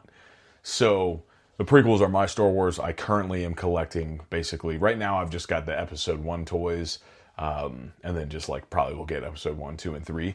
But I do have a very, very soft spot for Power of the Force for many, many reasons. The packaging is amazing, specifically the green card. Those are like 1997, so I would have been about 5. Add that to my respect, but don't collect. Sure. I stop and look at them at every vintage toy store. Every vintage toy store has them. They always have them. Every single one. They're absolutely reliable. They are in abundance, and they are $5. And to me, like that is a beautiful, beautiful love language right there, dude. So I'm going to tell you already that almost every single one of these things that I'm going to name already is just going to be Power of the Force because that is what speaks to my inner child. So number 10, I have Darth Vader, Power of the Force. Keeping it simple. He comes with a removable cloak. He's got his lightsaber. Can't go wrong. Totally good with me. Can't go wrong. What's hilarious about Are you going to start a Power of the Force collection? Oh, yeah.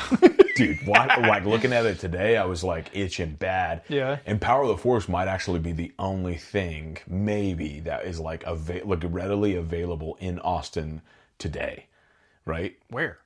Holocron, I would imagine. Oh, yeah. Holocron, maybe Collector's Crossroads. They do have Holocron for sure. Yeah. Yeah. So that was like really, really tempting for me. But what's hilarious about the Darth Vader is I have like this memories, I should say, of constantly finding a Darth Vader in like nature. Just in the woods? In the woods, on the playground. I was finding Playboys. Where you... We don't need to talk about where you were dwelling. Not leaving them, finding them. Yeah, finding them, taking them with you. But there was this point in time where I was like, another Darth Vader. So I would just bring them with me. I think I burned like 3 or 4. I don't know why. Dude, that's messed up. But I just was like, messed you up. know, you're playing with your toys and you're like, there's You're fire. like, I hate you. Yeah, exactly. So anyway, that's mine. Okay, my number 9. This is another one of those ones where I was thinking back to like, okay, I'm a kid and I do like Star Wars. What do I want? And one of the things that's the most interesting to me about the Star Wars universe is the sound effects. And They're one of the beautiful. dopest sound effects in the history of movies and one of the coolest vehicles is the TIE Fighter. Okay. The noise that a TIE Fighter makes is like, there's certain sounds like the revving of a muscle car, or there's certain sounds that just appeal to you. TIE Fighter's one of those things. For sure. Have you watched Andor? No. There's a it's good, by the way. There's a scene where what will be the rebellion is running away from the Empire on foot, and they're like out in the open, and like they can't be seen. And you just hear in the distance the like hum of a TIE Fighter, and it has like World War II tension to it. Like, oh my God, if you heard that sound while you were on the ground, it would be the scariest thing you ever heard in your life, right? That's cool. I like that. So, need a TIE Fighter, and the one I'm going with is the OG Kenner 1978. Beautiful. Right? Like, because, man, those toys are just toys. They're just so cool. The vehicles are so good. For 1978 standards, what's more, like, accurate and, like, better produced that was also coming out at that time? Like, the godfather of action figures, honestly, is that line. Yeah. So my number 9, General Grievous. Sick. From episode 3. Hasbro has the license at this point. It went from Kenner, and then, they took over, or Hasbro took over. So Revenge of the Sith, the best thing about him is that he came with like 4 lightsabers. Yeah, I he should, believe. yeah. Yeah. So that already Are they all different colors? Yeah, it's like I think there's like 2 green and 2 blue, something Okay. like that. So, because he killed Jedi and he Yeah, uses he their took them, lightsabers. yeah. Which is amazing. But love that character, love that part of the movie, love the fact that he came with multiple lightsabers. That's epic. Okay, my number 8, if you got a TIE Fighter, you got to have an X-Wing. Like, if you're an old head Star Wars fan and you don't like X-Wing, something wrong with you. So keeping it Kenner 1978, same line, match my X-Wing. Like, as far as like the babyface vehicles go, is there anything better than an X-Wing? I don't think so. So that jumps me to my number 8. I also have an X-Wing. I did Power of the Force, just because, again, that was Keeping it what would be on the POF. show. Yeah, exactly. So, but I agree. I think that having that just as a kid, I feel like would be incredible, because it's like the coolest looking thing that you can just like, The like mechanism of the wings opening and stuff, like the scene in the movie is so iconic. Yep. Like, it's just amazing. All right, my number 7. It's not, the X-Wing is not as iconic as the Millennium Falcon, right? Like the Kenner 1979 Millennium Falcon, potentially, if we get around to doing a Hall of Fame, might be one of the first inductees. Oh, yeah. Like, that's next level fame for a toy. I think that if you had one like in box, relatively good shape, and you had that at a toy convention or whatever, it'd be like the thing that people would be like, hey, this guy's got one. Yeah, you'd be the most popular person there, Exactly. for sure. Yeah, like the Millennium Falcon's just an iconic vehicle across all movies. I love it, like inside, outside, all the scenes that like even in the bad movies, the Millennium Falcon stuff's still fun. You know what I mean? Like, Yeah. you can't top it. For sure. So my number 7 is the Power of the Force Rancor that comes with Luke Skywalker. Yes. I think that thing is so sick, and I see it all the time, and it's always been this thing where I'm like, ooh, if I don't find anything else today, I'm going to get that. Again, the beauty of all of these toys is that they're all pretty darn cheap. Like, I think the Rancor, you might land in or around like maybe $50, but it's like you're getting like a 12-inch freaking monster. So Yeah. it's worth it. For sure. All right, my number 6 is an AT-AT or an AT-AT Yeah. or whatever you choose to call it. I just like, there's something just appealing about this vehicle that's an animal. Like, Yeah. it's not an animal, but it looks like an animal. Yeah, exactly. Walks like an animal. And then in growing up and getting obsessed with the movies and watching the stop motion stuff and figuring out how they did it, I got even more in love with them. Then I found out that the guy that made Ed 209 is the same person that made the AT-ATs. Beautiful. And that whole era of that stop motion being a part of movies, whenever it comes up and it's that good, I just love it. Like, it does something I mean, for the me. sound of the guns also is Yeah, really like big. the scene on Hoth is just so good. So I'm going with the Kenner I'm keeping my vehicles Kenner, the 1981. But like, I just like love those things so much, dude. Dude, they're sick. Plus, like the playability, right? You could go out in your backyard if you've got a dirt pit or if it's snowing. It's automatically just going to be freaking awesome. Exactly. So this one's kind of random for my number 6. I just love the way they look. The Royal Guard. Dude. It's freaking awesome looking. You could hand that to someone who's never seen Star Wars, doesn't know what it is, and just by the look of it, they could probably make a guess that guy protects an emperor or something. Yeah, exactly. Just by the way that it looks. Yeah, I mean, it's cool enough for me. I would be down just to be like, if I saw 2 of them, I'd probably get 2 of them, right? Makes sense. But yeah, same thing, Power of the Force. Nice. All right, my next one is Anakin Skywalker, which might shock you, but as much as I don't like sitting through the prequel movies, the third one still I give credit for like being an all-timer. An evil Sith Anakin Skywalker is still just an iconic image and iconic scenes. Right, and he kills the younglings and all this kind of stuff, and just like you can only see one eye. And I do remember the marketing for the toys and stuff that were coming out at the time that had that picture of him where you can only see one eye. So I'm going with Sith Anakin Skywalker, but I'm getting the SH Figuarts one because I talked about it a lot. Like the Black Series stuff doesn't really do anything for me because it just feels so dead. Yeah. But the SH Figuarts stuff is not so expensive that I'm like, I wouldn't ever touch it, but it is quality enough that I'm like, now that's a collectible instead of a toy. Yeah, that's fair. That is fair. So I realized I didn't have Anakin on here, so I'm just going to combine my number 5 to have Obi-Wan Kenobi Episode 1 with the rat tail. Nice. Right? And then I probably would say Episode 3 Anakin. That's definitely like the one I'd go with for sure. But this would be obviously Hasbro. And a funny story about the rat tail.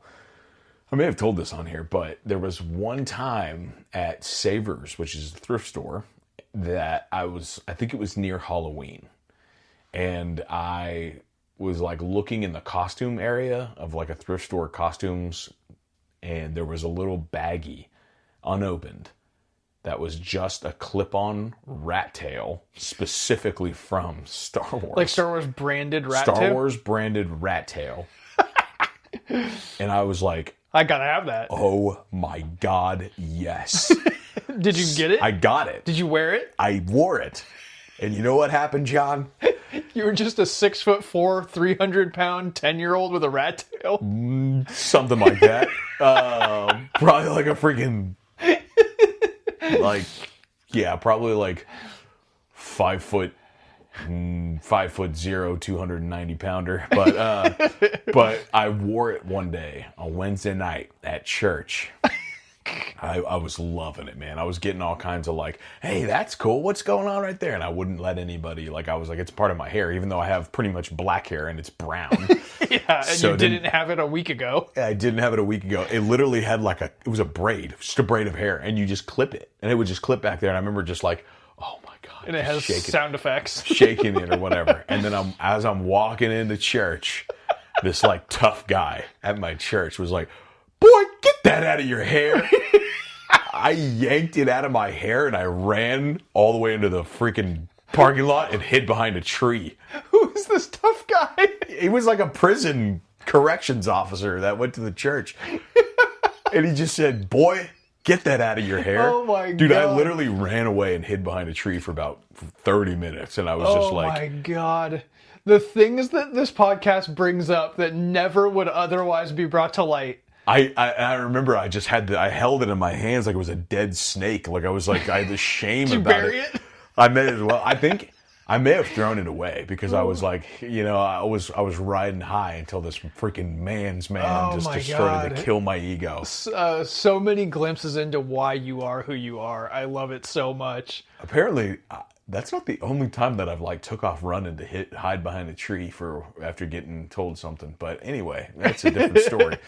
Oh my God. Okay, my number 4, you touched on it, Rancor. Beautiful. one of the coolest monsters in all of movies ever. One of my favorite things in Star Wars is the opening of Return of the Jedi.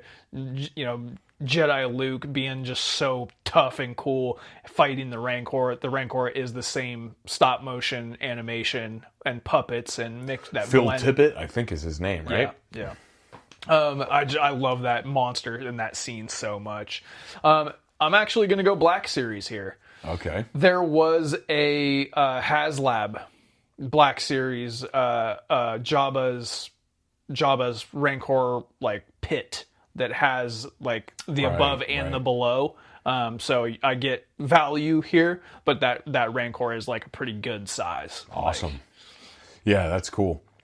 Next one would just be Qui-Gon Jinn, dude.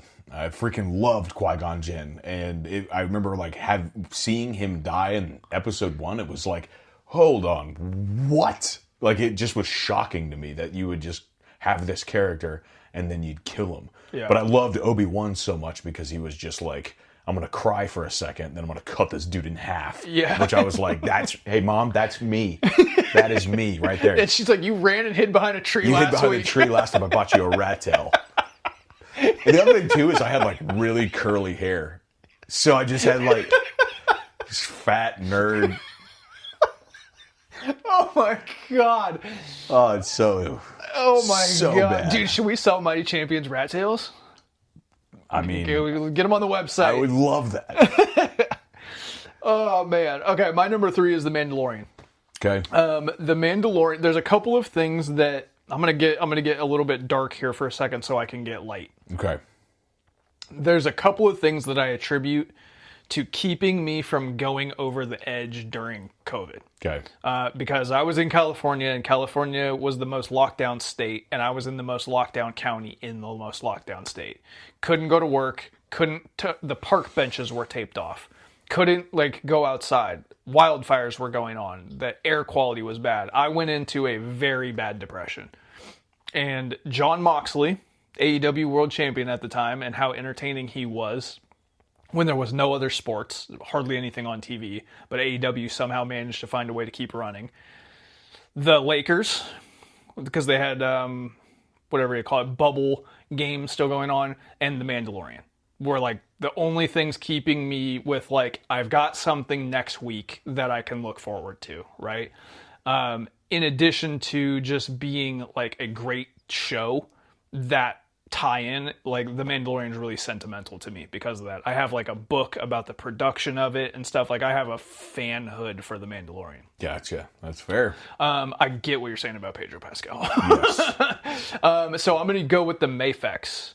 Oh, sick. The Mafex Mandalorian here, the 2.0. They like did a upgrade to it, and it does come with Grogu, and I do like Grogu. I'm not like a hater of the cute thing at all because it's Star Wars. It's very in line with Star Wars. Yeah. Doing that in Predator, however, I will get a pitchfork out. But for the Mandalorian inside of Star Wars, it's great. I'm not choosing Grogu, but Mandalorian comes with him. They're a package deal. Yeah, I mean, so staying in line with a Mandalorian-esque character, my number 3 is Boba Fett. So obviously, Power of the Force. This one is the deluxe with a wing blast rocket pack and an overhead cannon. It just looks freaking awesome. Part of the artwork. This is the green card, by the way. Yeah. There's like the red card. This is the green. These are all green card because this was about 1997. So in my vein. But yeah, man, just looks freaking awesome. Never had one, but I think it was something that I found. Maybe I found like somebody's like toys They, at like like, the park or stashed something them. like that. I left them at the park or Yeah. something because I specifically remember pulling them out of dirt. Man, I've gone on a roller coaster with the character of Boba Fett from being like not a Star Wars fan at all, and seeing the patch on backpacks and the sticker everywhere and the clothing and being like, isn't that guy in like 1.5 movies and he dies really easy? And then being like, why does anyone like that? Yeah. To then becoming a Star Wars fan, watching them and learning about the backstory, the origins, and going, okay, now I get it. He looks the coolest. Mandalorians are really cool, and that whole thing. Watching the prequels and learning like the clone backstory and all this kind of stuff, and being like, all right, now there's like a lore there. I get it. I like it. I too am a Boba Fett guy. Then the show Boba Fett came out, and I was like, I'm never going back to this absolute dork. Like, he's the worst. Yeah. Him and his dumb dentures can stay back in I Hate Itville. He's like, after I got out of the Sarlacc pit, I got me teeth done.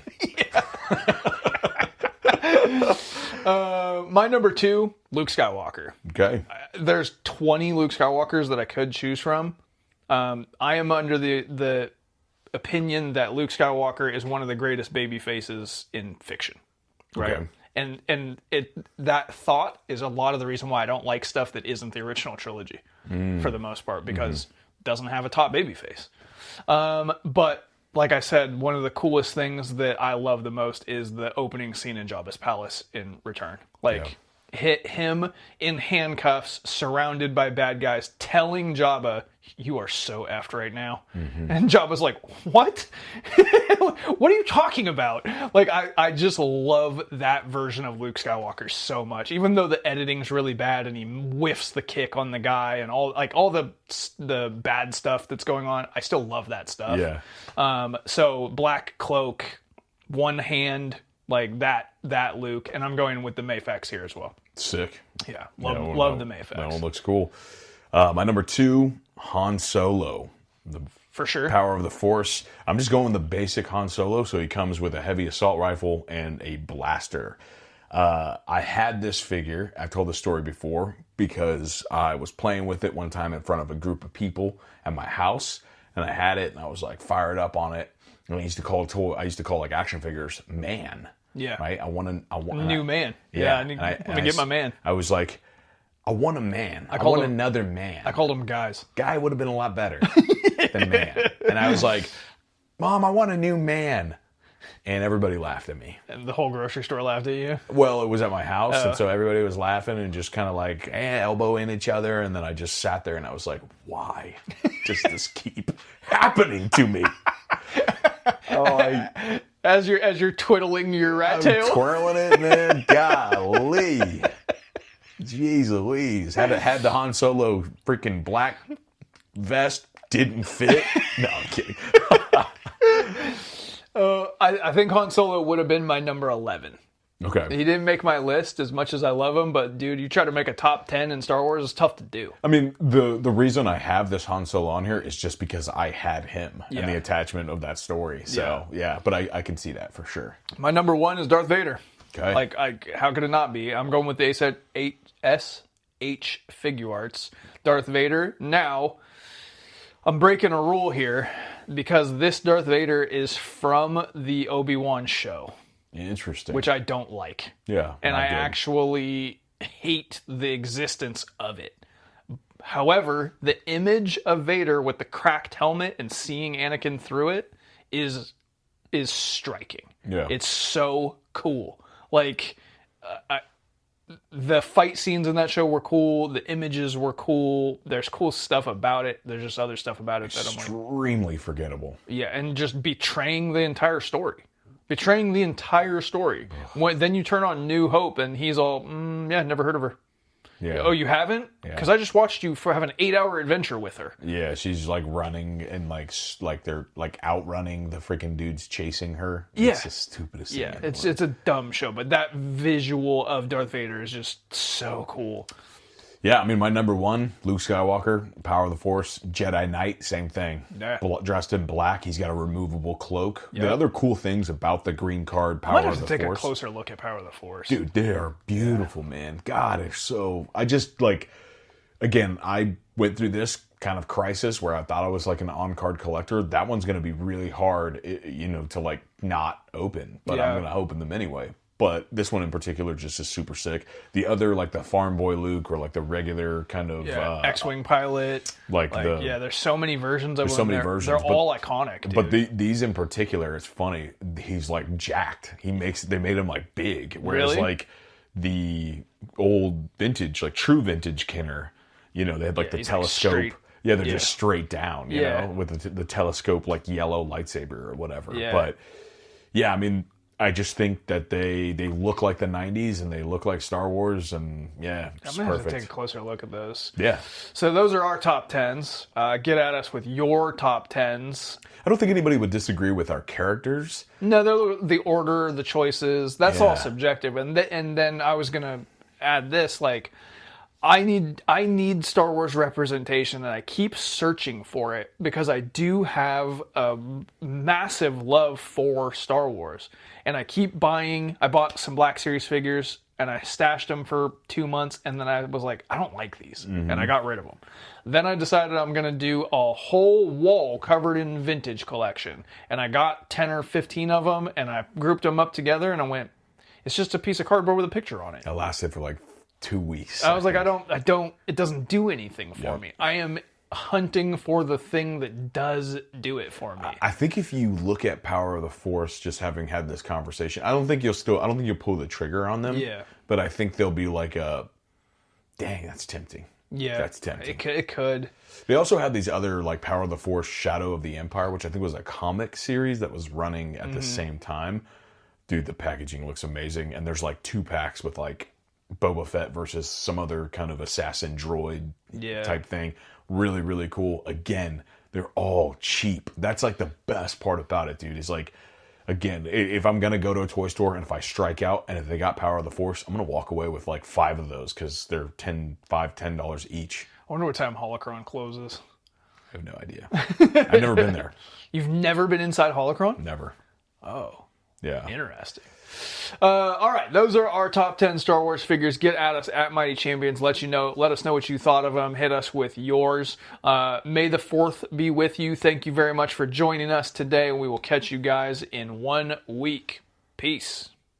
It's Star Wars, the Empire Strikes Back action figures, each sold separately. Here's Imperial TIE Fighter pilots, AT-AT commanders, and Zuckuss, all new. And this is the Darth Vader collector's case. It holds up to 31. There's room for new C-3PO, Cloud Car Pilot, and R2-D2 with sensor scope. You can collect them, display them, and carry them with you. Darth Vader collector's case. Action figures each sold separately from Kenner's Star Wars The Empire Strikes Back collection.